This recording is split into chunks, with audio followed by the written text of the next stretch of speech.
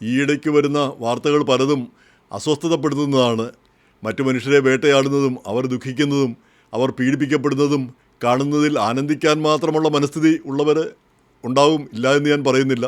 പക്ഷേ നമ്മളിൽ പലർക്കും അതിന് കഴിഞ്ഞു എന്ന് വരില്ല. എന്തായാലും ഇന്ന് കണ്ട ചില അസ്വസ്ഥതപ്പെടുത്തുന്ന വാർത്തകളെ പറ്റിയാണ് പറയുന്നത്. മുമ്പൊരു ദിവസം ഞാൻ പറഞ്ഞത് അതുകൊണ്ടാണ് ഞാനിതിപ്പം ഒന്ന് കാഷ്വലായിട്ട് പറഞ്ഞു പോകാമെന്ന് വിചാരിക്കുന്നത്. അതായത് കഴിയുന്നത്ര ഇവിടുത്തെ പോലീസ്, കോടതി ഈ രണ്ട് വിഭാഗങ്ങളുമായിട്ട് കഴിയുന്നത്ര ഒഴിവായി പറ്റുമെങ്കിൽ ഈ രണ്ട് വിഭാഗക്കാരുമായിട്ട് ബന്ധപ്പെടുന്ന ഒരു കാര്യവും ചെയ്യരുത്, ഒരു കാര്യത്തിനും പോകരുത്. നമ്മൾ നേരെ വാ എന്നുള്ള രീതിയിൽ തന്നെ ജീവിക്കണം. അപ്പോൾ പോലീസിനെ പറ്റി നമ്മുടെ നാട്ടിലെ പോലല്ല. പോലീസ് ഒക്കെ കടുകട്ടിയായിട്ട് നിൽക്കും. ഒരു യാതൊരുവിധ അയവോ അല്ലെങ്കിൽ സൗമനസ്യമോ കാണിച്ചൊന്നും വരില്ല. കോടതികളാണേലും ചെറിയ കുറ്റങ്ങൾക്ക് വലിയ ദീർഘകാലത്തേക്കുള്ള ശിക്ഷകൾ നൽകുന്ന കാണുന്നുണ്ട്. അത് ആ പാശ്ചാത്യ സംസ്കാരം എന്താണ് അങ്ങനെയെന്ന് എനിക്ക് മനസ്സിലാവുന്നില്ല. ചെറിയ ചില കുറ്റങ്ങൾക്ക് 5 ദിവസം ശിക്ഷിച്ചാൽ കിട്ടുന്ന അതേ എഫക്റ്റ് ആയിരിക്കും 5 വർഷം ശിക്ഷിച്ചാലും എഫക്റ്റ് ഒന്ന് തന്നെയായിരിക്കും ചില കുറ്റങ്ങൾക്ക്. കാരണം അവരെ ശിക്ഷിച്ചു എന്നത് പറഞ്ഞാൽ തന്നെ മതി. നിങ്ങളെ ശിക്ഷിക്കും എന്ന് പറഞ്ഞാൽ കൂടി അവരാൾ മാറും. അതിനെ നേരെ മറിച്ച് അവരെ വർഷങ്ങളോളം പിടിച്ച് ജയിലിടുന്നതിൻ്റെ ഒരു ആശാസ്യത മനസ്സിലാവുന്നില്ല. കാരണം കുറ്റം ചെയ്താൽ കടുത്ത ശിക്ഷ കൊടുക്കണമെന്നുള്ള ഒരു ചിന്താഗതി ഒരു അത് പാശ്ചാത്യ രാജ്യങ്ങളിലെല്ലാം ഉണ്ടെന്ന് തോന്നുന്നു. ഇന്ത്യയിലൊക്കെയാണ് അതൊക്കെ വളരെ ഭേദമായിട്ട് എനിക്ക് തോന്നുന്നത്. ഇന്നിപ്പോൾ പറയാൻ വന്ന കാര്യം നമ്മൾ മുമ്പൊരിക്കൽ ഡിസ്കസ് ചെയ്തത് തന്നെയാണ്. ഈ ന്യൂയോർക്ക് സിറ്റിയിലെ ക്യൂൻസിൽ 19 വയസ്സുള്ള ഒരു ബംഗ്ലാദേശി പയ്യൻ വിൻഡ് റോസാരിയോ എന്ന് പറഞ്ഞ് കഴിഞ്ഞ വർഷം 1.5 വർഷം മുമ്പ് അവന് തലയ്ക്ക് പിടിച്ചിട്ട് അവൻ പോലീസിനെ വിളിച്ചു. അവൻ അസ്വസ്ഥതയാണ്, അവനാകപ്പാടെ വിഷമമാണ്, മറിച്ചാന്നും പറഞ്ഞ് 2 പോലീസുകാർ വന്നപാടെ അവർ പോലീസ് ആദ്യമേ ഇവനെ ടേസർ ഉപയോഗിക്കുന്നു. അപ്പോൾ ഇവൻ്റെ വീട്ടുകാർ വിലക്കുന്നു, അതൊന്നും വേണ്ട, അതിൻ്റെ ആവശ്യമില്ല. പക്ഷേ അത് ഫലിച്ചില്ല. ഉടനെ അവനൊരു ചെറിയ കത്രിക, ഒരു 6 ഇഞ്ച് കത്രിക, ഒരു കുഞ്ഞു കത്രികയും എടുത്ത് ഇവരുടെ നേരെ ചാടി എന്നാണ് പറയുന്നത്. എന്തായാലും കത്രിക അവൻ്റെ കയ്യിലുണ്ട്. ഇതെല്ലാം പോലീസിൻ്റെ വീഡിയോ ക്യാമറയിലുണ്ട്. അപ്പോൾ വീട്ടുകാരൊക്കെ പറയുന്നുണ്ട് വെടിവെക്കരുതെന്നൊക്കെ പറഞ്ഞിട്ടും പോലീസ് വെടിവെച്ചു, അവൻ ചത്തു. അപ്പോൾ പോലീസിനെ വിളിച്ചു വരുത്തിയത് അവൻ തന്നെ ചാകുകയും ചെയ്തു. ഇനി അതിനുശേഷമുണ്ടായ കാര്യങ്ങളാണ് നമ്മളെ വേദനിപ്പിക്കുന്നത്. ഈ 2 കക്ഷികളും ഈ 2 പോലീസുകാരെയും അന്നേരം സസ്പെൻഡൊന്നും ചെയ്തില്ല. പിന്നീട് അവർക്കെതിരെ അന്വേഷണമൊക്കെ വന്നു. അന്വേഷണത്തിൽ ഈ സിവിലിയൻ ബോർഡിൻ്റെ അന്വേഷണത്തിൽ ഇവർ ചെയ്തത് ശരിയായില്ല, ഇവർ ആ പ്രോട്ടോക്കോളൊന്നും പാലിച്ചില്ല, പാലിക്കാതെയാണ് ഈ പയ്യനെ വെടിവെച്ചത് എന്ന് വെടിവെച്ച് വന്നതെന്നും പറഞ്ഞ് തീരുമാനം വന്നു. പക്ഷേ അതിനെതിരെ പോലീസ് കമ്മീഷണർ ഇവരെ പിരിച്ചുവിടേണ്ട എന്നുള്ള രീതിയിലാണ് അവർ തീരുമാനമെടുത്തത്, പോലീസ് കമ്മീഷണർ ജെസിക്ക ടിഷ്. പിന്നീട് ഇന്നിപ്പം വന്നിരിക്കുന്ന വാർത്ത, New York state attorney general Letitia James പറഞ്ഞിരിക്കുന്നത് ഈ പോലീസുകാർക്കെതിരെ കേസെടുക്കാൻ വകുപ്പില്ല. കേസെടുത്താൽ തന്നെ അത് കോടതിയിൽ നിലനിൽക്കില്ല. കാരണം ഈ പയ്യൻ്റെ കയ്യിൽ ഒരു കത്രിക ഉണ്ടായിരുന്നു എന്ന് പറഞ്ഞ്. എന്തൊരു സങ്കടകരമായ കാര്യമാണ്. ഇത്തിരി പോകുന്നൊരു പയ്യൻ ഒരു കത്രികയും കൊണ്ട് ചാടുകയല്ല, അവൻ്റെ കയ്യിലുണ്ടായിരുന്നു. അവൻ്റെ വീട്ടുകാരും ഉണ്ട്, അവൻ്റെ വീട്ടിൽ തന്നെ കടാമുട്ടന്മാർ 2 പോലീസുകാർക്ക് അവനെ നേരിടാൻ കഴിയില്ല എന്ന് പറഞ്ഞാൽ എത്രയോ സങ്കടകരമായ ഒരു കാര്യമാണ്. എന്നിട്ട് അവർക്കെതിരെ യാതൊരു നടപടിയില്ല എന്ന് പറഞ്ഞാൽ എത്രയോ ദുഃഖകരമായ ഒരു കാര്യമാണ്. ഞാൻ നേരത്തെ പറഞ്ഞ പോലെ തന്നെ മിഡ് വെസ്റ്റിൽ ഏതോ ഒരു സയൻറ്റിസ്റ്റ്, അവർക്ക് തലേന്ന് ജോലി കിട്ടിയതേ ഉള്ളൂ. പിറ്റേന്ന് രാവിലെ അവർക്കെന്തോ മാനസിക അസ്വാസ്ഥ്യം തോന്നി. പിറ്റേന്ന് രാവിലെ അവരുടെ അമ്മയെ ഒരു കത്തിയും കൊണ്ട് വീടിന് ചുറ്റും ഓടിക്കുകയാണ്. ഉടനെ ഒരു പോലീസ് ഓഫീസർ വന്നപാടെ അയാൾ വെടിവെക്കുകയാണ് ചെയ്യുന്നത്. ഒരു സ്ത്രീയെ കീഴ്പ്പെടുത്താനോ അല്ലെങ്കിൽ അവരെ നേരിടാനോ ഉള്ള പരിശീലനമൊന്നും ഇവർക്ക് ലഭിക്കുന്നില്ലേ? വന്നപാടെ വെടിവെക്കുക, അവർ ചത്തു. അപ്പോൾ ഇങ്ങനെയൊക്കെയുള്ള സംഭവങ്ങൾ പലതും നമ്മൾ കാണാറുമുണ്ട്, കേൾക്കാറുമുണ്ട്. അതുകൊണ്ടാണ് ഞാൻ പറഞ്ഞത്, ഈ പോലീസ് ഒക്കെ ആയിട്ട് കഴിവതും നമ്മൾ ഒരു ബന്ധത്തിനും പോകരുത്. അതിൻ്റെ ആവശ്യമില്ല. നമ്മളെല്ലാം നിയമം അനുസരിക്കുന്നവരും മര്യാദക്കാരുമായിട്ടുള്ള ആളുകളാണ്. നമ്മളിവിടെ വന്നിരിക്കുന്നത് ഇവിടെ പ്രശ്നങ്ങൾ ഉണ്ടാക്കാനോ കുഴപ്പങ്ങൾ അല്ല. നമ്മൾ പേഴ്സണലായിട്ടാണെങ്കിലും അങ്ങനെയുള്ള ആളുകളല്ല, അങ്ങനെയുള്ള ഒരു സംസ്കാരമല്ല നമ്മുടേതും. അപ്പോൾ അതനുസരിച്ചാണ് നമ്മൾ മുന്നോട്ട് പോകേണ്ടത്. ഇതിപ്പം ഒറ്റപ്പെട്ട സംഭവമായിരിക്കാം, അല്ലായിരിക്കാം. പോലീസുകാർ വളരെ ഉപകാരങ്ങൾ ചെയ്യുന്നത് നമ്മൾ കാണാറുണ്ട്. അവർ മഹാത്യാഗങ്ങളൊക്കെ സഹിച്ച് ഉപകാരം ചെയ്യുന്നത് നമ്മൾ കാണാറുണ്ട്. അവരുടെ വർക്കിനെ കുറച്ച് കാണുന്നില്ല. പക്ഷേ എങ്കിൽ പോലും ഇങ്ങനെയുള്ള സംഭവങ്ങളും ഉണ്ടാവാറുണ്ട്. അത് നമ്മളെ അസ്വസ്ഥപ്പെടുത്തുകയും ദുഃഖിപ്പിക്കുകയും ചെയ്യുന്നു. ഇതിപ്പം ബംഗ്ലാദേശി ആയാലും പാകിസ്ഥാനി ആയാലും ഇന്ത്യക്കാരനായാലും നമുക്കറിയാം, നമ്മളെല്ലാം ഒന്ന് തന്നെയാണ്. ഇന്നലെ വരെ നമ്മൾ ഇന്ത്യക്കാരായിരുന്നു ഇവരെല്ലാവരും. ഇപ്പോൾ നമ്മൾ പല രാജ്യങ്ങളെന്നൊക്കെ പറയുന്നു എങ്കിലും നമ്മൾ ഇവിടെ വന്നു കഴിയുമ്പോൾ നമ്മളെല്ലാവരും ഒരുപോലെയാണ്. ഇവിടെ ജീവിക്കാൻ വേണ്ടി നമ്മൾ വന്നു. നമ്മുടെ എല്ലാം പ്രശ്നങ്ങളും പ്രതീക്ഷകളും ദുഃഖങ്ങളും ആകുലതകളും എല്ലാം ഒന്ന് തന്നെ. അപ്പോൾ പിന്നെ ആ ഒരു വ്യത്യാസമില്ല. അപ്പോൾ അതുകൊണ്ടാണ് ഒരു ബംഗ്ലാദേശി പയ്യൻ എന്ന് പറയുമ്പം അത് നമുക്ക് കൂടുതൽ നമ്മുടെ മനസ്സിനെ ആർദ്രമാക്കുന്നത്. എന്തായാലും അതൊരു കാര്യം. രണ്ടാമതൊരു കാര്യം കണ്ടത്, പിന്നെ ന്യൂയോർക്ക് സിറ്റിയിൽ 3 കാസിനോ വരാനായിട്ട് ഇവിടുത്തെ ഗെയിം കമ്മീഷൻ അനുമതി കൊടുത്തിരിക്കുന്നു. അപ്പം ഇത്രയും കാലം ന്യൂയോർക്ക് സിറ്റിയിൽ ഈ കുറച്ച് ഈ 5-8-10 വർഷം മുമ്പ് വരെ ന്യൂയോർക്കിൽ തന്നെ കാസിനോകളൊന്നും ഇല്ലായിരുന്നു. 10 വർഷം ആയി കാണുമെന്ന് തോന്നുന്നു, 10-15. പിന്നെ നേരെ മറിച്ച് കാസിനോ ഉള്ളത് കണക്റ്റിക്കട്ടിലുണ്ട്, അങ്ങ് ദൂരെ ന്യൂയോർക്ക് സിറ്റിയിൽ നിന്നൊരു 2.5 മണിക്കൂർ പിന്നെ ഡ്രൈവ് ചെയ്ത് പോകണം ഫോക്സ്. അതുപോലെ തന്നെ ഒരു 3 മണിക്കൂർ ഡ്രൈവ് ചെയ്ത് പോകണം അറ്റ്ലാന്റിക് സിറ്റി, ന്യൂജേഴ്സിയിൽ. ഇവിടെയൊക്കെ ഉണ്ടായിരുന്നു, അതൊക്കെ റിസോർട്ടുകളായിട്ട്. അപ്പോൾ അത് ആളുകൾ വല്ലപ്പോഴൊക്കെ ആളുകൾ പോകും. അപ്പം അത്യാവശ്യം കസിനോയിൽ പോകുന്ന ഒരു വ്യക്തിയാണ് ഞാൻ എന്ന ഒരു ഡിസ്ക്ലൈമറൂടെ ഇവിടെ പറഞ്ഞുകൊള്ളട്ടെ.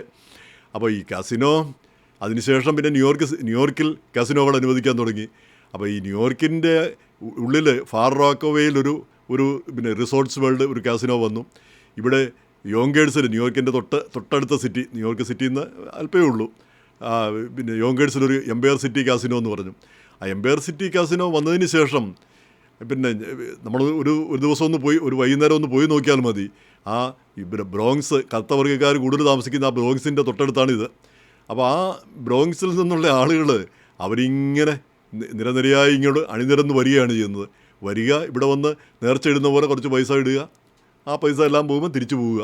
മിക്കവരും ഇതാണ് അവരുടെ ഒരു വിനോദ ഉപാധിയായിട്ട് മാറിയിരിക്കുന്നത്. അപ്പോൾ അത് ആ പാവപ്പെട്ടവരാണ് ഈ ചൂത് കളിക്കാനും ഇങ്ങനെയുള്ള പരിപാടിക്ക് പോകുന്ന ആളുകളെല്ലാം പാവപ്പെട്ടവരാണ്. പണക്കാരൊന്നും ഇതിന് പോകത്തില്ല, കാരണം അവർക്ക് ആവശ്യമില്ല. ഈ പാവപ്പെട്ടവർ കിട്ടും എന്നുള്ള ആ ഒരു മോഹം, അതുകൊണ്ട് അവർ വീണ്ടും വരുന്നു, വീണ്ടും അവരുടെ കാശ് പോകുന്നു. ഇതാണ് സംഭവിച്ചുകൊണ്ടിരിക്കുന്നത്. അപ്പം ഈ എംപയർ സിറ്റി കാസിനോ പോലും എത്രയോ വലിയ ദ്രോഹമാണ്. മലയാളികൾ എത്രയോ കുടുംബങ്ങൾ തകർന്നിട്ടുണ്ടെന്ന് വ്യക്തിപരമായിട്ട് പോലും എനിക്കറിയാം. ചില അപ്പാപ്പന്മാർ രാവിലെ മുതൽ വൈകിട്ട് വരെ അവിടെ പോയി കളിക്കും. എന്നിട്ട് അവരുടെ വീടും വിറ്റ് ടെക്സസിനും അങ്ങോട്ടും ഇങ്ങോട്ടുമൊക്കെ മൂവ് ചെയ്യേണ്ടി വരുന്നു, ചെറിയ അപ്പാർട്ട്മെൻറ്റിലേക്ക് മാറേണ്ടി വരുന്നു. കുടുംബ ബന്ധങ്ങൾ തകരുന്നു. പിന്നെ ഭാര്യയും ഭർത്താവും കൂടെ പോയിരുന്നു കളിക്കുന്നു. അവർ പിന്നെ നശിച്ച് ഒരു പരുവത്തിലായി തീരുന്നു.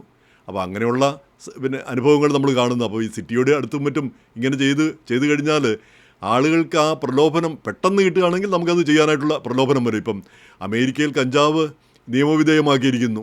അപ്പോൾ നമുക്ക് ഇത് ഭരിക്കാനുള്ളൊരു താല്പര്യം കൂടോ, അത് നിയമാനുസൃതമായ ഒരു കാര്യമാണല്ലോ, ചെയ്യാമല്ലോ എന്നുള്ളൊരു സ്ഥിതി വരും. നേരെ മറിച്ച് ഇന്ത്യയിൽ അത് നിയമാനുസൃതമല്ല, അതുകൊണ്ട് നമുക്ക് ചെയ്യാനായിട്ട് കുറച്ചൊരു 2 വട്ടം ആലോചിക്കുകയും ചെയ്യും. അപ്പോൾ ഈ ന്യൂയോർക്ക് സിറ്റിയിലൊക്കെ ഈ കാസിനോ ഒക്കെ വരിക എന്ന് പറഞ്ഞാൽ ഈ പാവപ്പെട്ടവർ മുഴുവൻ അവിടെ പോയി അവരുടെ കിട്ടുന്ന മുക്കാച്ചക്രം കിട്ടുന്ന ഇത് മുഴുവൻ അവിടെ കൊണ്ടുപോയി കളയും. അത് ഒരു കാര്യം. പിന്നെ ഈ ടൂറിസ്റ്റായിട്ട് വരുന്ന മനുഷ്യർ മുഴുവൻ അവിടെ പോയി കളിക്കും, അവരുടെ കാശ് എല്ലാം കളയും. അവർ അമേരിക്കയെ പ്രായിക്കൊണ്ട് പോവുകയും ചെയ്യും. എന്തായാലും ഈ കസിനോ മുതലാളിമാരല്ലാതെ വേറെ ആരും രക്ഷപ്പെട്ടിട്ടില്ല. പിന്നെ ചുരുക്കമായിട്ട് വല്ലവർക്കും ഇത്തിരി പൈസ കിട്ടിയിട്ടുണ്ടാവും എന്നല്ലാതെ ബാക്കിയുള്ളവർക്ക് ചെറിയ പൈസകൾ കിട്ടും. 1000 രൂപ അല്ല 5000 രൂപ കിട്ടിയെന്ന് വെച്ചു, അത് മുഴുവൻ അവിടെ കളിച്ച് കളയും. പിന്നെ ബാക്കി കാശ് വീണ്ടും കൊണ്ടുവന്ന് കളിച്ച് കളയും. കാരണം വീണ്ടും കിട്ടുമെന്നുള്ള ആ മോഹം. അപ്പോൾ അങ്ങനെയുള്ള സാഹചര്യത്തിൽ ഈ കസിനോയും മറ്റും സിറ്റിയിലൊക്കെ വരുന്നത് ഖേദകരമാണ്, ദുഃഖകരമാണ്. അതൊക്കെ പിന്നെ കണക്റ്റിക്കട്ടിലും പിന്നെ അറ്റ്ലാന്റിക് സിറ്റിയിലും അങ്ങനെ ദൂര സ്ഥലങ്ങളിൽ 2-3 മണിക്കൂർ ഡ്രൈവ് ചെയ്താകുമ്പം പോകുന്നവരുടെ എണ്ണം കുറയും, വല്ലപ്പോഴും അവർക്ക് പോകാൻ പറ്റത്തുള്ളൂ. അപ്പോൾ ആ സ്ഥിതി എത്രയോ നല്ലൊരു കാര്യമായിരുന്നു. അപ്പോൾ ന്യൂയോർക്ക് സിറ്റിയിൽ കൊണ്ടുവരുന്നത്, സിറ്റിക്ക് വെളിയിൽ കുറച്ച് ദൂരെയാണെങ്കിൽ പോട്ടെ, ആളുകൾക്ക് അതുപോലെ യാത്ര ചെയ്ത് പോകുന്നവർക്ക് പോകാം, ഓരോരുത്തരുടെ സ്വാതന്ത്ര്യം പോലെ. അപ്പം അത് ദുഃഖകരമായൊരു കാര്യം. അത് ഈ കാസിനോയുടെ കാര്യം ഓർക്കുമ്പം നമ്മുടെ നാട്ടിലെ ഈ ലുലു മാൾ, മറ്റേ മാൾ എന്നൊക്കെ പറഞ്ഞ് ഒരുപാട് മാളുകളുണ്ടാകുന്നു. മാൾ എന്ന് പറഞ്ഞാൽ എന്താണ്? ഒരു കെട്ടിടം മാത്രം. അതുകൊണ്ട് യാതൊരു പ്രൊഡക്ഷനും യാതൊരു ഉൽപ്പാദനവും നടക്കുന്നില്ല. ഒരു കാര്യവും ഈ യൂസഫ് അലിയെ പോലുള്ള ആളുകൾ ഈ മാളുണ്ടാക്കുന്നതിന് പകരം എന്തെങ്കിലും ഒരു വ്യവസായം ആളുകൾക്ക് ഈ നമ്മുടെ സമ്പത്ത് വർദ്ധിപ്പിക്കുന്ന ഒരു കാര്യം ചെയ്യുക. അങ്ങനെയുള്ള ഇവിടുത്തെ കാസിനോ പോലെയാണ്, യാതൊരു ഉപകാരമില്ലാത്ത കാര്യം. ഒരാളുടെ കയ്യിലിരിക്കുന്ന കാശ് ഈ ഗ്രോസറി കട പോലെ ആ കാശ് അങ്ങോട്ടും ഇങ്ങോട്ടും മാറുക എന്നുള്ളതല്ലാതെ ഒരു വ്യത്യാസവും വരുന്നില്ല. ഒരു ഉൽപ്പാദനവും നടക്കുന്നില്ല. ഉൽപ്പാദനം നടക്കുകയും പുതിയ പ്രോഡക്റ്റ്സ് ഉണ്ടാവുകയും പുതിയ കാര്യങ്ങൾ ഉണ്ടാവുകയും ചെയ്യുമ്പോഴാണ് പണമുണ്ടാകുന്നത്. അപ്പോൾ ആ പണമുണ്ടാകുന്നതിന് ഈ മാളുകളൊന്നും സഹായകരമല്ല. അപ്പം യൂസഫ് അലി മുതലാളിയൊക്കെ അങ്ങനെയുള്ള പണം ഒക്കെ ഉണ്ടാക്കുന്ന ഒരു കാര്യത്തെപ്പറ്റിയാണ്, നമ്മുടെ നാടിന് രക്ഷപ്പെടുന്ന കാര്യത്തെപ്പറ്റിയാണ് മാറി ചിന്തിക്കേണ്ടത്. കുറച്ച് മാള് കെട്ടിടം ഉണ്ടാക്കിയിട്ട് എന്ത് കാര്യം? ഇനി അടുത്ത ഒരു കാര്യം കണ്ടത് നമ്മുടെ ഹെപ്പറ്റൈറ്റിസ് ബി വാക്സിൻ, അതായത് പിന്നെ മഞ്ഞപ്പിത്തത്തിനുള്ള വാക്സിൻ കൊച്ചുങ്ങളുണ്ടായ ഉടനെ തന്നെ ഒരു മാസത്തിനുള്ളിൽ തന്നെ അവർക്ക് ആ വാക്സിൻ കൊടുക്കുമായിരുന്നു. അപ്പോൾ ഇനി മുതൽ അത് വേണ്ടാന്നോ മറ്റോ ഇന്നിപ്പോൾ തീരുമാനം എടുത്തിരിക്കുന്നു.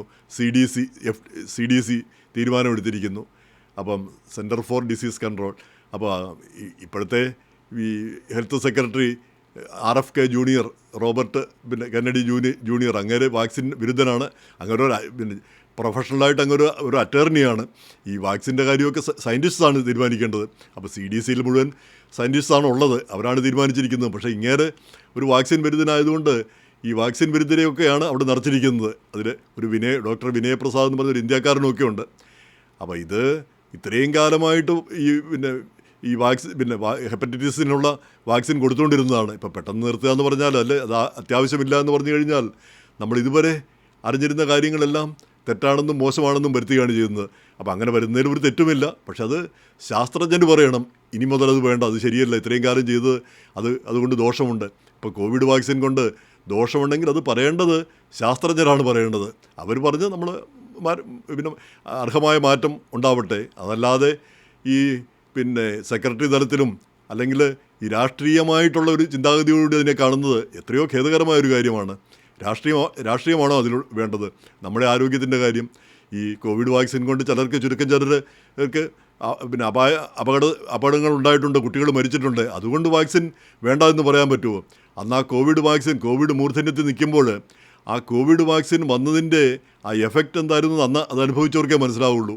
അതുവരെ ഈ എന്നെപ്പോലുള്ളവർ ഈ രാത്രിയിൽ നമ്മൾ ഫോണിൻ്റെ ബെല്ലടിക്കുമ്പോൾ നമ്മളിങ്ങനെ പേടിച്ചാണ് എടുക്കുന്നത്.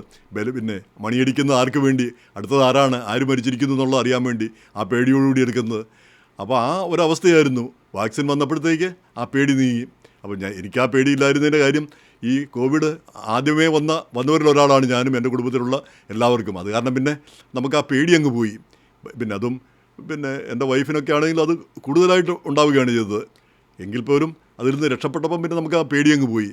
എങ്കിലും നമ്മൾ ഈ വാക്സിൻ കണ്ടുപിടിക്കുന്നത് വരെ ആരാണ് മരിക്കുന്നതെന്നുള്ള ആ പേടിയോടുകൂടിയാണ് നിന്നത്. അപ്പോൾ ആ വാക്സിൻ വേണ്ട, ദോഷകരമാണെങ്കിൽ അത് പറയേണ്ടത്, ആണെങ്കിലാവട്ടെ, നമുക്ക് യാതൊരു പ്രശ്നവുമില്ല. അത് പറയേണ്ടത് ശാസ്ത്രജ്ഞരും, അത് ശരിയായ രാഷ്ട്രീയക്കാരുടെ ഇടപെടലില്ലാതെ കാര്യങ്ങൾ നടക്കണം. വാക്സിൻ്റെ ഗുണവും ദോഷവും നമുക്ക് അങ്ങനെയാണ് അറിയേണ്ടിയിരിക്കുന്നത്. അല്ലാതെ അതിൽ രാഷ്ട്രീയക്കാർ കയറി ഇടപെട്ടിട്ട് അത് വേണ്ട, അത് മോശമാണ്, അതുകൊണ്ടാണ് ഓട്ടിസം ഉണ്ടാകുന്നത് എന്നൊക്കെ അവരല്ല പറയേണ്ടത്. അവർ അങ്ങനെ ഉണ്ടെങ്കിൽ ശാസ്ത്രീയമായിട്ടത് തെളിയിക്കട്ടെ, ശാസ്ത്രീയമായിട്ടത് മാറ്റട്ടെ. അതാണ് നമുക്ക് വേണ്ട കാര്യം. ഇതിൻ്റെ കൂടെ വേറൊരു കാര്യം കൂടെ പറയാനുള്ളത്, ഈ കരീബിയനിൽ ഈ പ്രത്യേകിച്ച് വെനസ്വേലയിൽ നിന്നൊക്കെ അമേരിക്കയിലേക്ക് മയക്കുമരുന്ന് കടത്തുന്നു എന്ന് പറഞ്ഞ് അതിന് വേണ്ടിയിട്ടുള്ള കാർട്ടലുകൾ, ഗൂഢസംഘങ്ങൾ അവിടെയുണ്ട്. അപ്പോൾ അവരെയെല്ലാം മുച്ചൂടും മുടിപ്പിക്കുമെന്നാണ് പ്രസിഡന്റ് ട്രംപ് പറഞ്ഞിരിക്കുന്നത്. അത് ആവശ്യവുമാണ്, തീർച്ചയായിട്ടും അത് ചെയ്യേണ്ട ഒരു കാര്യമാണ്. ഈ അപ്പോൾ അതിൽ ഈ അവിടെ നിന്ന് ഈ മയക്കുമരുന്നും കൊണ്ട് ഇങ്ങോട്ട് വരുന്ന ചെറുകിട ബോട്ടുകൾ, ആ ബോട്ടുകളിൽ മയക്കുമരുന്നാണെന്ന് പറഞ്ഞ് ഇതുവരെ ഏതാണ്ട് കുറേ ബോട്ടുകൾ തകർത്തു. ഏതാണ്ട് 87 പേര് കൊല്ലപ്പെട്ടു. അപ്പോൾ അതിലൊരു സംഭവം ഇത് എത്ര കണ്ട് ഇതെല്ലാം ശരിയാണെന്നാണ് സർക്കാർ പറയുന്നത്. കാരണം ഇതെല്ലാം വെരിഫൈ ചെയ്തിട്ട് ഈ ആളുകളിൽ നിന്ന് നേരത്തെ ഇൻഫർമേഷൻ കിട്ടിയിട്ടാണ് ഇത് ചെയ്യുന്നതെന്നാണ് പറയുന്നത്. അപ്പോൾ അതിലൊരു ബോട്ടിനിട്ട് ഇതുപോലെ ആക്രമിച്ചതിൽ ആ ബോട്ട് തകർന്നപ്പോഴത്തേക്ക് 2-3 പേര് രക്ഷപ്പെട്ട് അവർ എവിടെയോ പിടിച്ചു നിന്നു. അപ്പോൾ അവരെയും പെൻറ്റഗണാണോ അതോ ഈ ആക്രമണം നടത്തിയ മേജറാണോ അഡ്മിറലാണോ ആരെന്നറിഞ്ഞുകൂടാ അവർ ഉത്തരവിട്ടു അവരെയും കൂടെ കൊല്ലാനായിട്ട്. അപ്പോൾ അത് ഒരു യുദ്ധക്കുറ്റമാണ്. അങ്ങനെ ചെയ്തത് വലിയൊരു കുറ്റകൃത്യമാണെന്ന് പറഞ്ഞ് ഈ ഡിഫൻസ് സെക്രട്ടറി പീറ്റ് ഹെഗ്സത്തിനെതിരെയും ഒക്കെ ഡെമോക്രാറ്റിക് പാർട്ടിയൊക്കെ ശക്തമായ നിലപാട് എടുത്തിരിക്കുന്നു. അപ്പോൾ അങ്ങനെയൊക്കെ വരുന്നത് യുദ്ധത്തിലാണെങ്കിൽ പോലും അവശനിലയിലാവുന്ന ഒരാളെ കൊല്ലുന്നത് ശരിയല്ല. അത് അഡ്മിനിസ്ട്രേഷൻ പറയുന്ന അങ്ങനെയല്ല. അവർ വീണ്ടും ഈ കാർട്ടലുകളുമായിട്ടൊക്കെ ബന്ധപ്പെടാൻ ശ്രമിച്ചു, അതുകൊണ്ടാണ് വീണ്ടും ആക്രമിച്ചത് എന്നാണ് പറയുന്നത്. എങ്ങനെയായാലും ജീവന് വേണ്ടി പിടയുന്ന മനുഷ്യരെ നമ്മൾ വീണ്ടും കൊല്ലുന്നതിൻ്റെ ആശാസ്യത മനസ്സിലാവുന്നില്ല. അതിൻ്റെ അന്യായതകൾ നമുക്ക് മനസ്സിലാക്കാനിരിക്കുന്നതേ ഉള്ളൂ.